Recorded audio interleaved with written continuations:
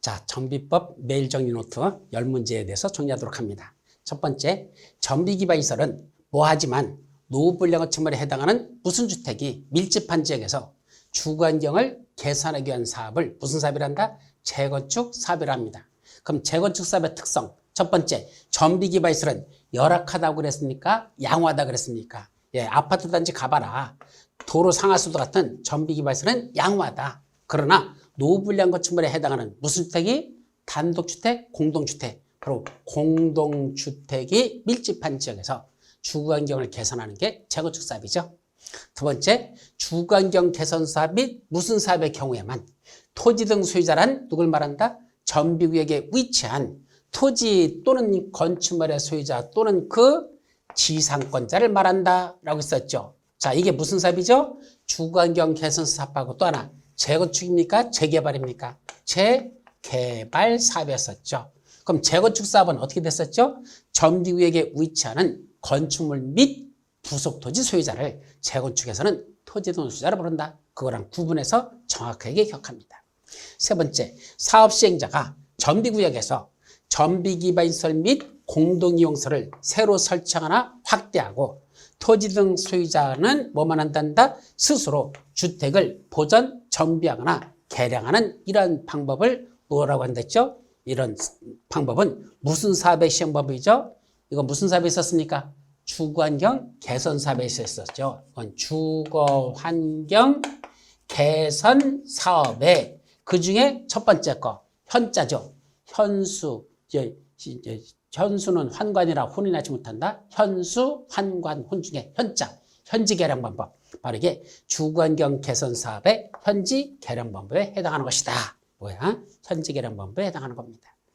자, 이제 올라가서 4번부터 보도록 합니다. 4번, 재개발 사업과 재건축 사업은 원칙적으로 조합을 설립하지만 무슨 사업에서 토지 등 소유자가 20인 미만인 경우에는 토지 소유자가 직접 사업 시행자가 될 수 있었죠. 무슨 사업이었더라? 토지 등 소유자가 직접 시행할 수 있는 사업은 무슨 사업? 재개발 사업이었습니다. 재개발 사업에서만 토지 등 소유자가 몇일 때? 20인 미만일 때만 토지 등 소유자가 직접 사업을 시행할 수 있었죠. 5번, 재건축 사업에서 조합을 설립하려면 동의 요건이 있었죠. 자, 재건축은 원래 재개발은 뭐죠? 3.1절, 4분의 3 플러스 2분의 1. 재건축, 주택단지 안에서는 과반수가 33, 과반수 4분의 3 플러스 4분의 3. 주택단지가 아닌 지역이 포함되어 있을 때는 그 안에서는 32, 4분의 3 플러스 3분의 2, 4분의 3, 4분의 3 플러스 3분의 2였었죠. 그죠? 요거 32로 알고 있더라. 그래서 주택단지 안에서는 과반수가 민족대표를 33인으로 알고 있는데 주택단지가 아닌 지역에서는 32명으로 잘못 알더라. 4분의 3 플러스 3분의 2 이렇게 암기하라고 그랬었습니다. 이 순서 바꿔서 낼 가능성은 1%도 없어. 그러니까 항상 똑같은 순서라니까 그냥 이 머리자대로 그렇게 암기하시면 됩니다. 자, 6번 분양시청 기간은 통지한 날부터 뭘 통지했죠? 분양시청 기간 등을 통지한 날부터 30일 이상 60일 이내로 하여야 한다. 다만 사업시행자는 관리처분계획 수립에 지장이 없다고 판단하는 경우에는 분양시간을 20일의 범위 내에서 한 차례만 연장할 수 있었죠. 여기까지가 6번. 그 다음에 이제 7, 8, 9, 10. 네, 요거는 7번부터. 7번. 종전의 토지 또는 건축물의 소유자, 지상권자, 전세권자, 임차권자 등 권리자는 무슨 고시가 있을 때는 소유권 이전 고시가 있을 날까지 원칙적으로 종전의 토지 또는 건축물을 사용하거나 수익할 수 없다. 언제부터 종전의 토지 건축물은 더 이상 수익할 수 없었죠?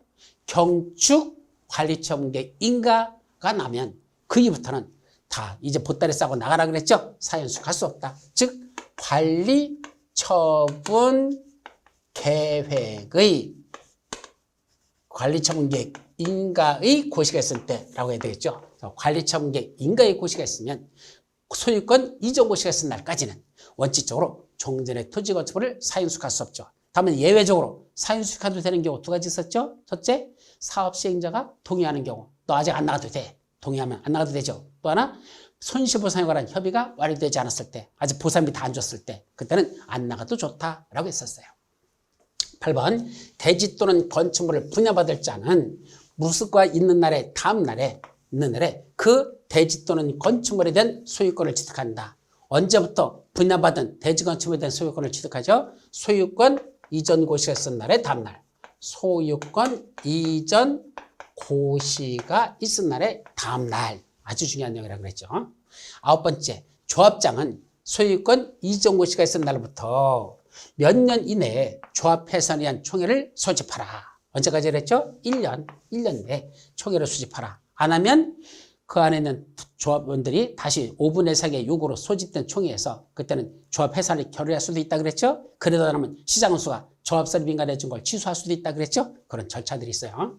자, 청산금을 지급받을 권리 또는 이를 징수할 권리. 이거는 무슨 이전 고시일 다음 날부터 5년간 행사하지 않으면 소멸한다 그랬죠. 언제까지죠? 소유권 이전 고시일 다음 날부터 5년간 행사하지 않으면 소멸한다. 그거 있었어요. 자, 여기까지가 오늘 여러분들이 봐야 될 전비법의 가장 중요한 핵심 지문 10가지만 살펴봤습니다. 여러분 수고하셨습니다.